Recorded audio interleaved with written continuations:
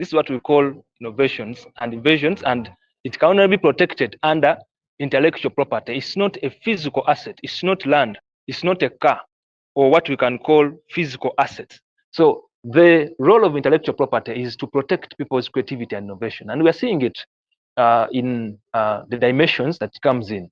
I want to first dissect what we call trademarks. So trademark simply means that you see you're going to be trading internationally, and your logo, your name must be recognized as part and parcel of your company wherever it goes. So there you acquire what we call a trademark.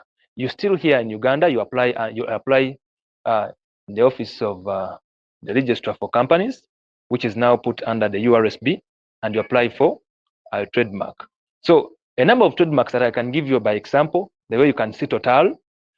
When Total changed to Total Energies under the new climate phenomenon, you saw that all branches of Total globally, they turned into Total Energy. So that's a trademark. The way you can see Kentucky Fried Chicken, for the lovers of chicken, yeah, it's a global trademark. And for you to be able to use it, you must get requests. For example, in Uganda, it's being used by Cocoa Foods. Cocoa Foods are the partners, are the franchisers of KFC. For example, you can see Coca-Cola. It's a trademark here. The company is called Century Bottling Company. You can see Pepsi. It's a global trademark. Here it's being used by Crown Beverages and the rest. So these are international business identities that trade multinational. And then we have what we call patents. Of course, patents come to a genuine or original creativity. For example, music, for movies, that kind of literature in patents. So you can go and acquire a patent over it, and as well as the written books.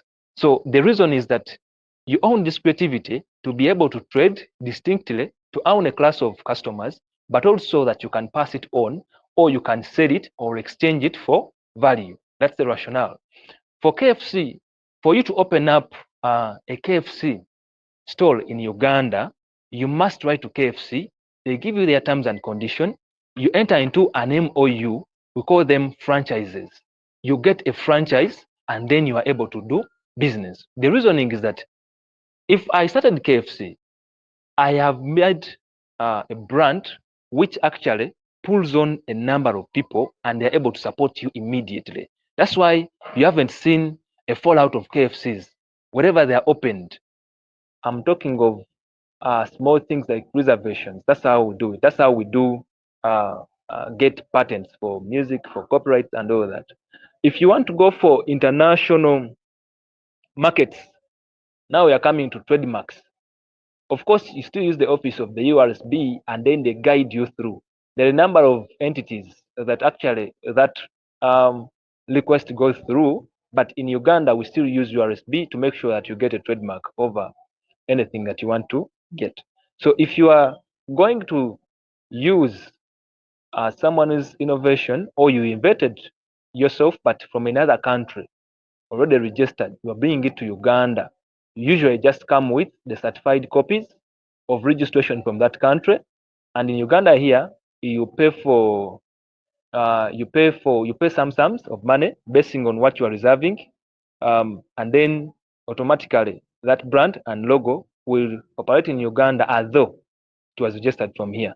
So the importance of why we need to register is that we cannot own whatever creativity we think we have unless if it is registered. So for not-for-profit organizations, CBOs, NGOs, and all that, yes, it looks like it's not our concern, but from the look of things, the day your partners know your logo as Afford, and then Kakande replicates it, and then is posting the same work like you do, and then Kakande has registered the Afford logo, you cannot own it. I can actually sue you, because remember, when you are registered, you acquire an artificial status. The organization becomes separate from the individual, the founder individual. So there can be mismatch on the sale of ideas that you are doing. If I take the logo of Afford today and I start an organization called Afford in the same logo, and I am the owner of it, you cannot come up and claim that it's yours. That's the position. Actually, legally, we don't care how long you've been trading. For as long as the logo is not yours, you cannot own it. That is, I think, the problem that we have. So this is why we need to register whatever we think is our face. Logos and the identity elements of every company are the face of it. That's how you are identified from another. And I want to give you the personates, the legal personates, or the things that we look for as you're going to register for these identities of your company, the innovations or the logos and identities that you use. We need that, you see, one, that you have, of course, a sign or a word that you're going to be using. You cannot register something that you don't know. My friend Dennis cannot come up and say, I'm registering this air. This is how I want now to start trading. You cannot trade. You cannot come and say, I'm reserving this air. It's now mine. You get? You can't wake up and say, I am now registering water. You know, we want something that is clearly understandable. So you can't wake up and say, my logo is of an eucalyptus tree. That is now my logo. It's mine alone. You cannot own it. You cannot own air. You cannot own water. You cannot wake up and say that, you see the color of the sunshine? That's mine. So there should be something that is clearly identified. We normally use a sign or a combination of signs, and that too, that must be capable of being distinguished from others on the goods and services that you're going to be doing in, and then that it's not already existing. That is so crucial. And for businesses in Uganda, the startups, I think we have a weakness of not following up, not actually, I think, wanting to own whatever creativity we are cultivating.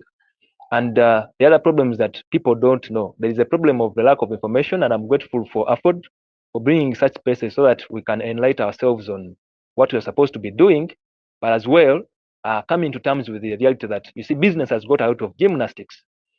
So even in not-for-profit institutions, for community-based organizations, because you are selling ideas, people know you from that logo, people know you from that name. There is an urgent importance to make sure that you actually own it and you have papers to it. That's one of the best ways you can get your international audience as well as the local audience having credibility in you, that you can actually do whatever you are saying from the perspective of who you are. When you register a company, or if you register anything belonging to you, that's who you are. You can actually succeed it. You can actually sell it. We've seen, but even in academia, we largely rely on creativity, and we must acknowledge recipient of that information. But even though you cannot copy my entire book and put it in your book and say, I acknowledge, you get. So even if you've acknowledged, we have a scope of limitation as to what amount of my information be put into your book, even if you've acknowledged it. So it's important to understand the commercial value of really owning their intellectual property. But then, as I'm winding up, to understand that, you see, you can only go into business with people and have credible partnerships, distributorships, or franchises if you understand what it means to own people's creativity. If you look at an example of iPhone is not made by one company. It's made by a number of companies, but everyone brings a part which they contribute onto that. If you look at Apple itself, is actually known for the housing and the sale value, but much of these are made outside USA. If you look at China, China has a complete franchise of making its own iPhones, and India recently acquired the same. But how are they able to do that? They're able to do that because there is respect for people's creativity and innovation, and they believe that instead of duplicating or replicating, they can actually go on the round table, discuss, and then come up to terms on what they should be producing. So for startups, since it has been the main core of our discussion today, I want to encourage all of you that you actually go ahead and try to register and own up your creativity from the commercial perspective. even if it is just NGOs or the not-for-profit institutions, the idea is that you see one day you may not be interested in working in that NGO and you put it aside, but then someone else might be interested in selling the same ideas as you've been doing. The cost that you can actually charge is not the same as someone who didn't. Who didn't. That's what I'm trying to mean. It's not only actually many of the invasions, the global invasions of the 1970s and the 1980s, and actually the 18, starting from 18, cell phones, gunpowder, I gave you that example, electricity, and everything. They found the formulators and the inventors of them never earned anything. If it was so, Albert Einstein would have been one of the richest people in the world, but he died a poor man. Why? He couldn't own anything. Of course, you look at, I want people to look up the Rockefeller family, of course, in oil and the innovations in oil, and then into the medical world, what they have done. You know, they even raise an argument. There's an argument we are moving on right now of why aren't herbal medicine,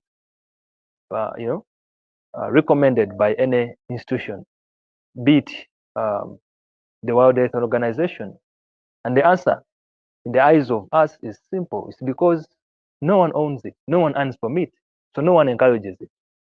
Everyone is only has audacity to recommend to do what a thing that they know someone owns, and therefore they can go on the round table and put the commercial value to it. So from the lessons that we can take away from today is that we must understand and appreciate that we are better inventors if we can own our inventions. We are better innovators if we can own our innovation, and we are better business people if we can own whatever comes to our mind and the market buys it. For that, I thank you, Arthur, for this opportunity to speak to this audience and also share our insight, and then together with our my co-speakers for this opportunity.